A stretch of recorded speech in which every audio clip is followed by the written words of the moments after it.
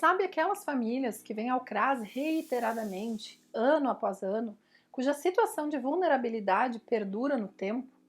Ou aquelas situações em que, olhando para a história de vida da família, a gente percebe que a vulnerabilidade atravessa gerações, que a filha busca assistência, a mãe já buscava assistência, a avó também já buscava assistência, num ciclo transgeracional de pobreza e de vulnerabilidade? É disso que nós vamos falar hoje. O tempo de acompanhamento familiar do PAIF. Haveria um tempo mínimo e um tempo máximo para o acompanhamento familiar no PAIF? O que você pensa sobre isso? Vamos trocar uma ideia? Eu sou Ana Pincolini e esse é o Suas Conversas.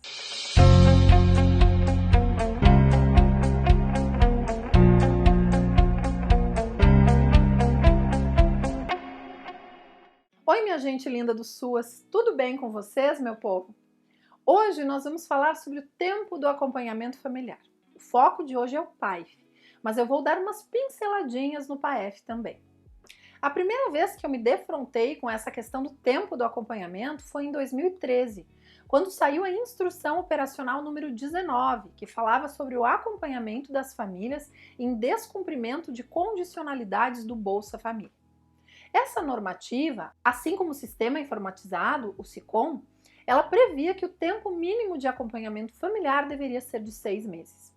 Tanto que, se você bloqueasse os efeitos do descumprimento das condicionalidades no sistema, esse bloqueio só podia ser desfeito depois de 6 meses.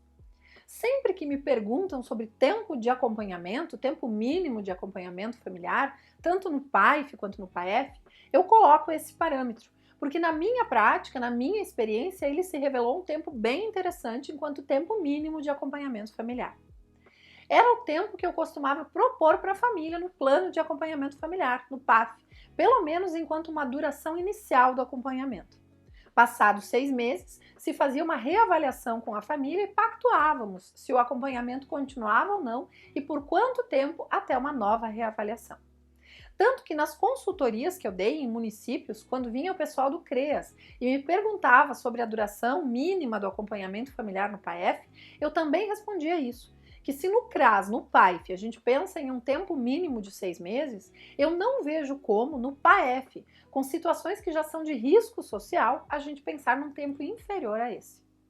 Com isso, eu não quero dizer que seja impossível uma família superar uma situação de vulnerabilidade ou até de risco social em menos de 6 meses. Não vou dizer que não seja, mas aí nós estamos trabalhando com a exceção, não com a regra. Dificilmente uma situação de vulnerabilidade ou de risco social instalada vai conseguir ser superada em um tempo tão curto. Então eu penso que um parâmetro mínimo de 6 meses para acompanhamento familiar é bem interessante, na minha prática ele se mostrou bem interessante como um tempo mínimo, tanto no PAIF quanto no PAEF. Aliás, eu não lembro de nenhuma família que eu tenha acompanhado que tenha ficado menos do que isso. A maior parte das famílias ficaram mais de um ano. Mas enfim, sobre o tempo mínimo, eu penso que seguir esse parâmetro da Instrução Operacional 19 e considerar o período inicial de 6 meses é bem interessante. Mas e sobre o tempo máximo? Será que existe regra para isso? Antes de alinhavar essa resposta, é hora de pedir para você se inscrever aqui no canal, para você acompanhar os vídeos que a gente vai produzindo e participar dessa grande conversa sobre o SUAS. Convido você também a me seguir lá no Instagram, a visitar o nosso site que tem os cursos, a conhecer o meu livro, enfim, a se encontrar comigo em outras conversas para além aqui do YouTube. E a curtir esse vídeo aqui, que faz com que ele chegue para mais pessoas, para mais gente pensando junto sobre o tempo do acompanhamento e tantas outras coisas. Temos aí um preâmbulo antes de responder sobre o tempo máximo de acompanhamento. O primeiro ponto que eu gostaria de refletir com vocês é sobre o acompanhamento familiar em si.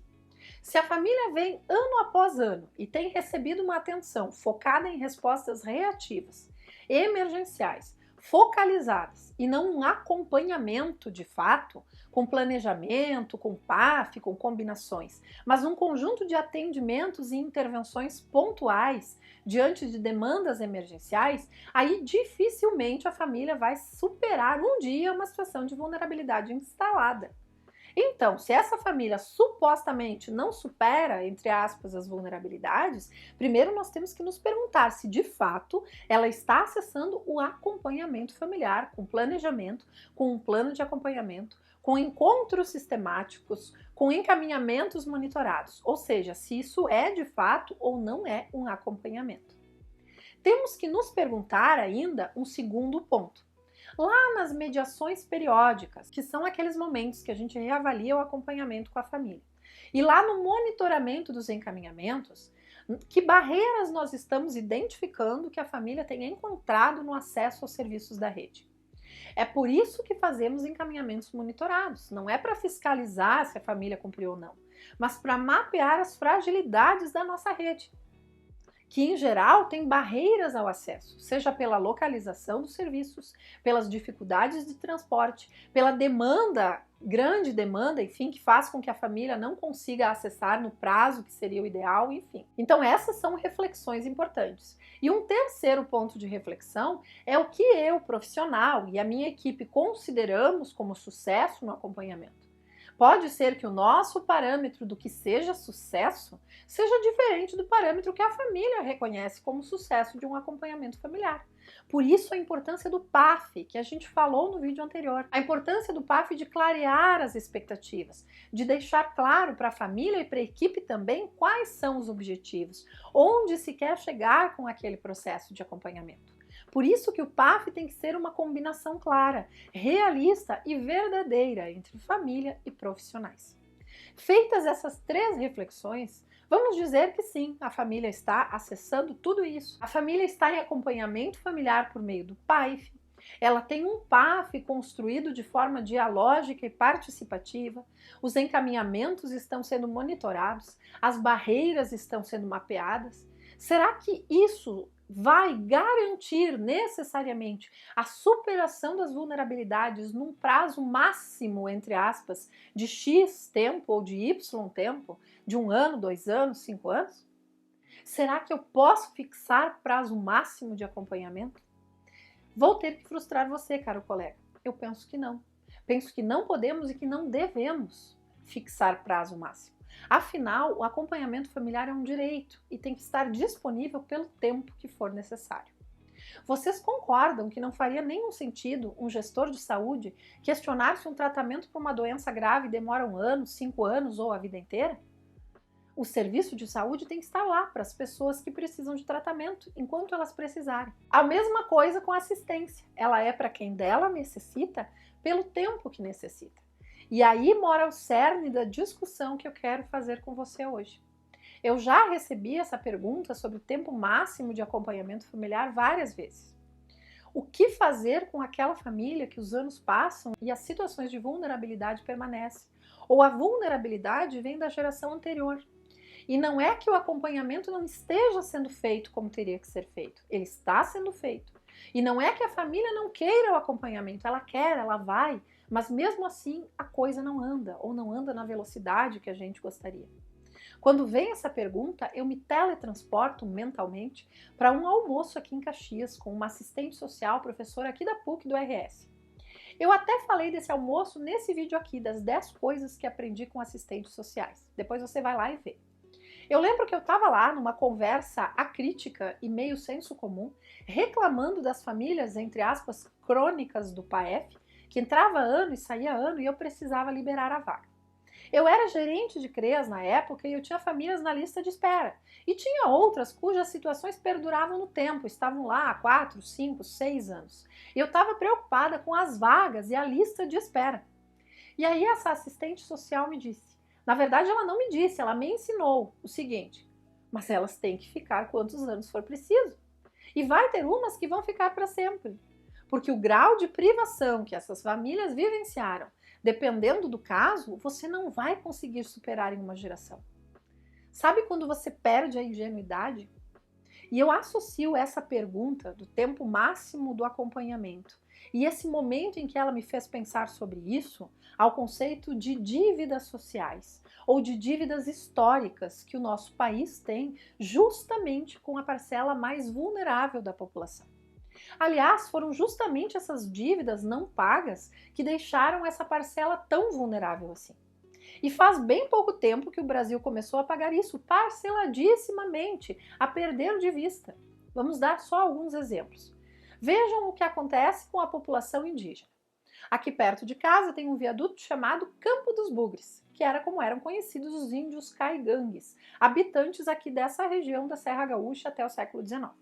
Pois bem, embora essas terras aqui fossem deles, dos índios caigangues, conhecidos como bugres, tanto que tem até viaduto que faz memória disso, no ano passado, dando uma olhada nos dados do Cadastro Único, eu descobri que não tinha um núcleo familiar indígena nessa região. Num município de mais de 500 mil de habitantes, que era povoado por indígenas há alguns séculos atrás. Onde eles foram? Ora, eles foram expropriados das terras deles. Isso aconteceu não só aqui, com a população indígena do Brasil como um todo. Ela caiu vertiginosamente desde a colonização até fins do século XIX e foi sendo encurralada a umas poucas áreas. Os descendentes dessa população vivem tendo que brigar para acessar direitos básicos. Outro exemplo, para continuar no espaço geográfico, o conhecido fenômeno da gentrificação, que ocorre quando as terras de famílias pobres, de repente, passam a ter alto valor comercial em função da localização, e essas famílias são realocadas para loteamentos. Isso está na base da formação das primeiras favelas do Rio de Janeiro, da desocupação de áreas nobres em várias cidades. Já vou citar 2 exemplos, como Florianópolis e Porto Alegre, só para citar alguns exemplos aqui perto. Em Florianópolis, arredores da linda ponte Hercílio Luz, como nos conta a Silvia Arendt na sua tese de doutorado, que eu vou deixar aqui para vocês lerem, eram ocupados por famílias pobres que foram realocadas. Em Porto Alegre tem uma das áreas mais lindas à beira do Guaíba, que também foi uma área que teve um processo de gentrificação. Quando áreas ocupadas por populações pobres começam a figurar como cartões postais, essas terras vão se valorizando e essas populações tendem a ser realocadas. Isso aconteceu no passado e isso é um fenômeno que vai acontecendo. Pesquise sobre a gentrificação e você vai encontrar vários exemplos disso. E um terceiro exemplo é a Lei de Terras, lá do Segundo Reinado. A Lei de Terras, de 1850, serviu para concentrar ainda mais a posse da terra nas mãos de poucos. Eu lembro de ter estudado sobre isso no ensino médio. Ela foi feita para garantir a posse de terra para os grandes fazendeiros. Ela dificultou que pequenos agricultores e depois os ex-escravos conseguissem ter acesso à terra. Esse tipo de intencionalidade do Estado, desde a colonização até o final do século XIX, teve efeitos nefastos sobre concentração de terras, acesso à terra enquanto meio de produção e acesso à moradia de qualidade. Então, o Estado brasileiro teve sim uma intencionalidade que piorou as condições de moradia e de acesso à terra justamente para a população mais pobre. E saindo dos exemplos da terra e da moradia, podemos ver também nitidamente como historicamente o Estado brasileiro criminalizou a pobreza. O Código Criminal de 1830, por exemplo, criminalizava a mendicância. Imagina, o sujeito precisava pedir esmolas para sobreviver e isso, além de tudo, virou crime. Outro exemplo muito citado é o Código Penal da República, que é o Código Penal de 1890. Ele foi publicado 2 anos depois da abolição da escravatura, antes mesmo da Constituição da República. E ele já criminalizava várias práticas e costumes culturais dos africanos e dos afrodescendentes. A prática da capoeira virou crime. Aliás, eu vou deixar aqui embaixo para vocês um vídeo bem interessante de uma live sobre isso. Então, coisas como educação pública, acesso à saúde pública, moradia, enfim, o reconhecimento do papel do Estado enquanto provedor de bem-estar da população ainda são muito recentes no Brasil. E isso não ficou no passado, dos mais vulneráveis serem os mais prejudicados ou penalizados em muita coisa. Então faz todo sentido a colocação da assistente social lá no almoço que eu citei. Como eu posso querer que famílias com um histórico transgeracional de privações superem a vulnerabilidade, entre aspas, em 1 ano, 2 anos, em um tempo X ou Y? Uma história de 100, 200, 500 anos dificilmente se resolve em 1 ou 2. Ainda mais que as nossas políticas públicas são jovens e não atingiram o patamar de universalidade ou de cobertura que seria necessário para a dimensão do nosso país. Durante muito tempo, e em certa medida ainda hoje, o Estado brasileiro não se preocupou muito com os mais vulneráveis. Ao contrário, dificultou um bocado as coisas para eles. Guarde essa informação e conecte ela com o conceito de dívida social ou histórica. E mais um ponto que eu quero trazer, e aí eu quero nos sacudir, é justamente a preocupação com a vaga, entre aspas. Como eu disse para você, quando eu pontuei sobre as famílias, entre aspas, crônicas do PAEF lá no almoço, eu estava com uma nítida preocupação com a lista de espera do CREAS e com a vaga que aquela família crônica estava ocupando. E aí eu devolvo a pergunta para você. Por que precisamos estabelecer um tempo máximo de acompanhamento? É em função de um desejo de que, de fato, haja a superação da vulnerabilidade daquela família, das situações que ela vivencia? Ou nós estamos preocupados com a fila, com a vaga, com o fato de termos outras famílias para acompanhar e aquela ali que o acompanhamento parece que não anda, está usando uma vaga? Mas ela não tem direito a essa vaga? O problema não é a fila, a falta de acesso, a falta de universalidade do atendimento, independente do tempo que ele leve? Bernardo Klicksberg, em 1998, escreveu sobre os mitos que existem na sociedade sobre políticas sociais. E um desses mitos é o da ilegitimidade do gasto social. Segundo ele, para quem acredita nesse mito, políticas sociais seriam um gasto, um dispêndio de recursos. Como se os recursos destinados a esse campo fossem inúteis, como se fossem em vão. Será que quando queremos que a família supere logo de uma vez, não estamos sendo capturados por esse mito? Será que ao invés de reconhecer o direito daquela família ao acompanhamento e a necessidade de universalizar o acesso para todas, não estamos sendo capturados pelo custo, entre aspas, desse acompanhamento? Sei lá, de 5 anos? De certa forma, será que não estamos mercantilizando essa vaga, que é um direito da família? Será que não estamos pensando mais no custo da vaga do que na vida dessa família? E com certeza, gente, essa vaga que essa família usa não paga um pingo da dívida de 200 anos que o Estado possivelmente tem com as gerações que vieram antes dela. Não podemos cair no pensamento de que a família tem que dar um jeito, nos seus 2 ou 3 anos de acompanhamento, de que ela tem que dar um jeito de superar uma ausência estatal da ordem de 200 anos e ainda ser grata, já que a fila anda. Quando a gente coloca as coisas nos devidos lugares, realmente, a conclusão é que essas famílias têm o direito de ser acompanhadas por muito e muito tempo, pelo tempo que tiverem que ser. E que as outras que estão na lista têm direito ao acesso, porque esse acesso deveria ser para todo mundo que dela necessita. Assistência não é para quem dela necessita? Com isso, eu não quero dizer que nosso trabalho não resolve nada, ou que nenhuma família vai superar os motivos que a fizeram buscar a assistência, ou que não devemos ter metas. Eu quero dizer apenas que não dá para estabelecer prazo máximo de acompanhamento, que as famílias têm direito ao acompanhamento familiar pelo tempo que precisarem, que essa é uma forma de o Estado pagar, pelo menos em parte, a dívida que tem com essa família e com todas as outras que estão lá na lista de espera. E com as gerações que vieram antes delas, porque a situação delas hoje, séculos depois, também é produto de uma intencionalidade estatal. Assim como é legítimo uma pessoa ter uma doença e se tratar no SUS por 10, 20, 30 anos ou a vida inteira e a gente não ser capturado com o discurso de que a fila anda. Pense nisso, comente, curta, compartilhe esse vídeo e vamos problematizar essa e outras questões. A gente se vê na próxima conversa. Tchau!